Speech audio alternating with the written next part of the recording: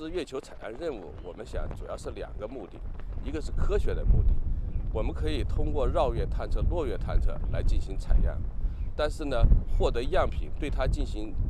科学研究是更直观的方式，也更直接，而且在地面的研究，它的仪器会更加的多，手段会更加的多。我想这个科学的目的是这样，还有一个工程的目的。通过采样返回的任务，我们可以更全面地掌握月球探测的相关技术。相对于我们已经成功实施的绕月探测和落月探测来说，采样任务最大的挑战，我认为是月面的采样工作、月面起飞、月球轨道的交会对接，